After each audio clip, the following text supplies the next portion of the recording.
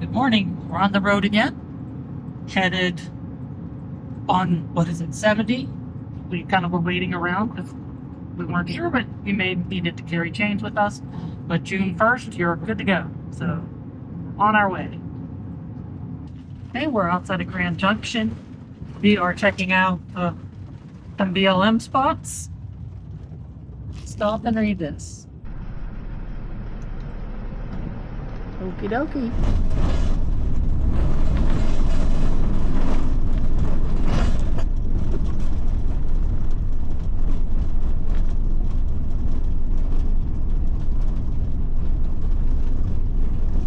All right, so I think we've decided, at least for right now, we're going to stay. This is the Grand Valley OAG area. There is a lot of tracks for motorcycles and off-road vehicles, so it might get loud.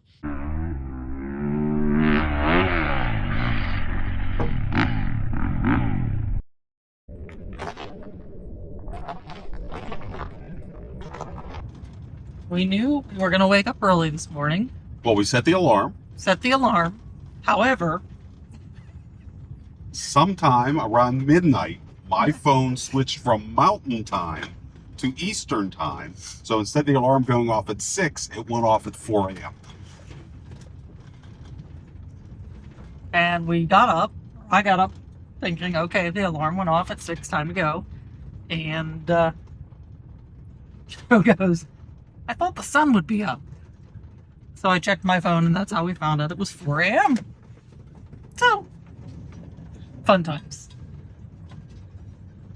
Okay, now we're off and headed out of this area. Definitely would stay here again. It was a good place to stay. Quiet night. Well, you got to deal with the motorbike people until they clear out, but they left when it started to get dark. And it was sort of interesting watching them. I mean, they weren't obnoxious or anything. They were just out having fun.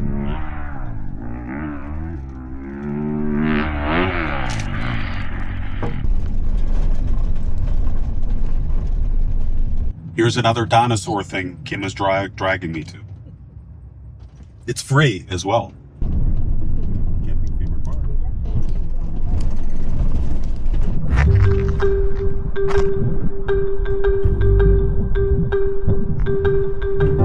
Okay, we are now better prepared. And let's go for the hike.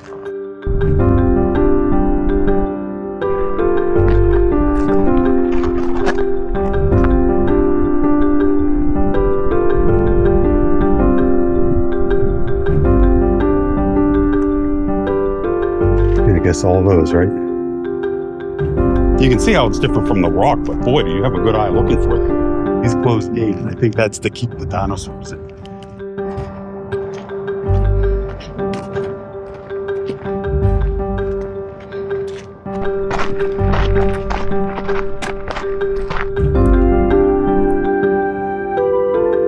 There. And then down around the face, there's some stuff too. I think even this. Is this it? That's those. If there weren't pictures, we would have never seen this. But because I thought this was going to be like Father Guido Sarducci, find the Pope in the pizza type of thing. But no, you really got to look for the bones. Do you think Dr. Grant is in the trailer? Delighted to meet you finally in person, Dr. Grant. When we were planning the trip, I was using ChatGPT, and along this section of the drive, I'm like, what could we see that would be of interest related to dinosaurs? It picked this out. I did no further research. Was it worth it? Probably not.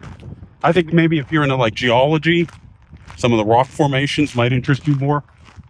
But it was also nice to get out of the van on a beautiful day. So do your research before coming here.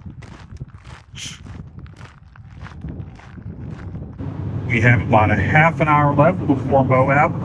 We're going to go to a campground first. This is first come, first serve. It's the Goose Island campground. And if we don't have a spot there, there's 2 other ones we're going to try before heading into the park. if you've never tried getting a first come, first served campsite near Moab, it's an adventure all by itself. The plan sounds easy. Drive in, find an empty site, and enjoy your day. Reality? It's more like a scavenger hunt. You spend the morning driving loops through the campground, occupied, occupied, occupied. And let me tell you, nothing gets your hopes up like spotting what you think is last open campsite until the car in front of you grabs it. So I guess we're on to plan B. Looks like we're out of luck. That car we following in, I assume they are going to be camping in a tent, and they took a beautiful RV spot. I'll keep my comment about them offline.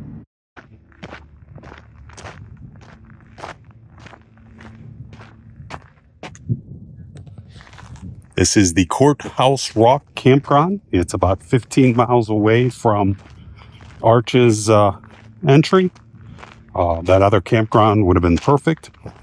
We only did 2 nights here because we're going to drive back through that other campground and see when people were leaving. Maybe we try to snag a night there, depending on when people check out. This is much more desolate.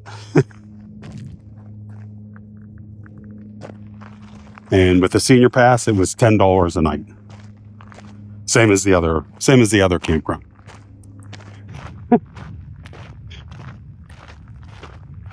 And it's got a little occupied sign for a door. There's no way to really mark that your spot is taken, so they recommended leaving something behind. So we're leaving our folding table with a 50-cent store tablecloth on it. Hopefully no one steals it. There is a Dinosaur track trail that we're going to go do right now while we're making lunch.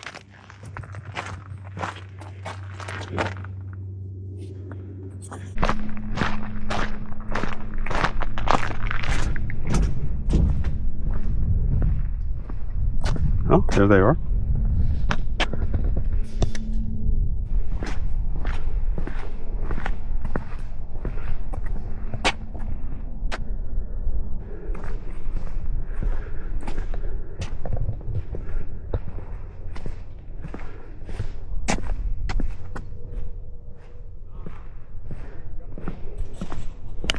We just finished lunch, and it is almost 93 degrees in the van. So this would be a time to be nice to have air conditioning. But it's not that terrible, is it? No. No, I mean, it's survivable. We're going to spend a little more time here and then head down to Arches. Okay, we have a bit of a dilemma. This is the spot we drove by earlier that the people in the tent took. But it says they're out 6'2". So I think it is available. So unfortunately, we already paid at the other place, but this is much more convenient to Arches in a much nicer place. So I think we're going to go steal it. Interesting. Okay, the spot is ours. Unfortunately, we paid for a night at the other place, and we left our table as a marker. So we're going to drive back and get that. So I don't know why the people in the tent didn't stay. Our luck.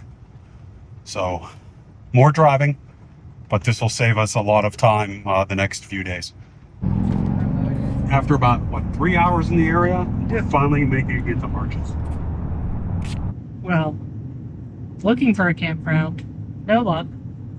Found a campground, then found the campground we wanted was available, so yeah, it's okay.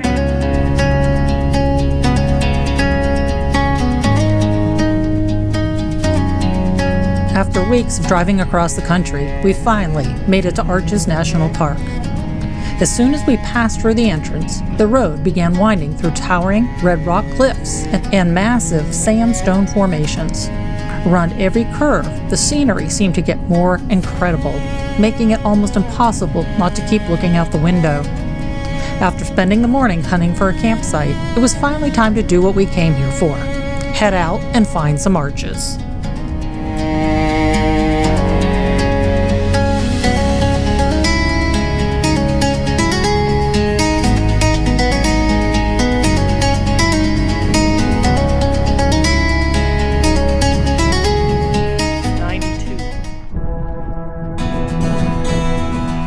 First up is Skyline Arch Trail. We figured we'd ease into the afternoon with one of the shortest hikes in the park.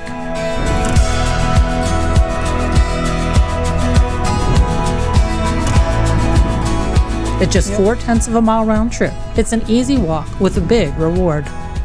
By now, the desert heat was in full force, and there wasn't much shade to hide from it. In a place like this, you quickly learn to bring plenty of water and take your time. After a short walk, Skyline Arch comes into view, towering high above us and giving us our first up-close look at one of the incredible arches that make this park famous.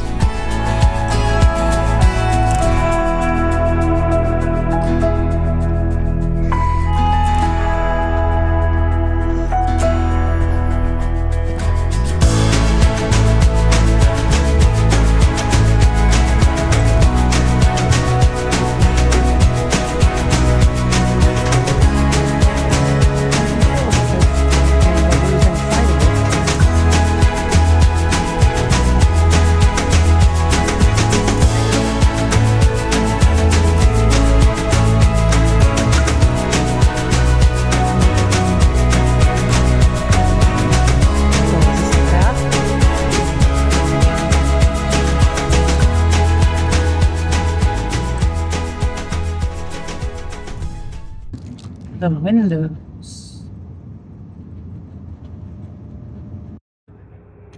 What's the difference between the main and the primitive? I would say there really was much. It's a little longer to do the primitive. So we'll do the main.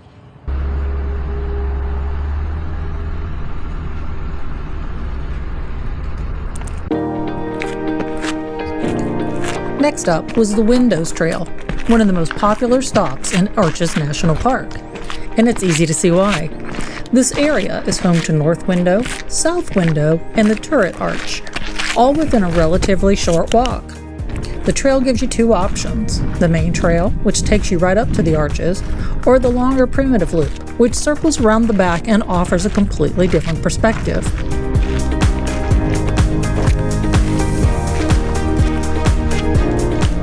Standing beneath these massive sandstone openings really puts their size into perspective, and every turn seemed to frame another postcard-worthy view. South window?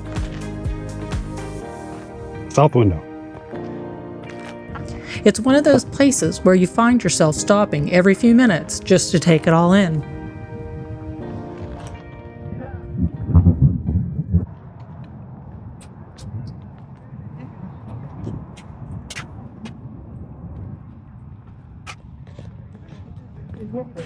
It's going to be our last hike of the day. So we have some energy for the rest of the few days here. And this is what, 0.3 miles out and back? I think so. And last but not least was Balanced Rock. This is one of the most recognizable landmarks in Arches National Park, and you don't have to hike far to see it. The trail is an easy 3/10 of a mile loop that circles the formation, giving you a chance to admire it from every angle.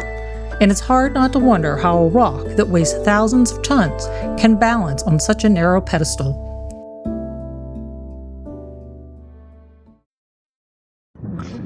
Yes, that was a nice, easy little stroll to finish the day. Yeah. Yeah, it was first topic. And tomorrow we got to see what longer hike we're going to do. We'll check that out tonight. We're going to do that in the morning before it gets to be 95 degrees. Yes. So we're not going to get up at 4 o'clock. We're going to get up at 6 o'clock. Hopefully.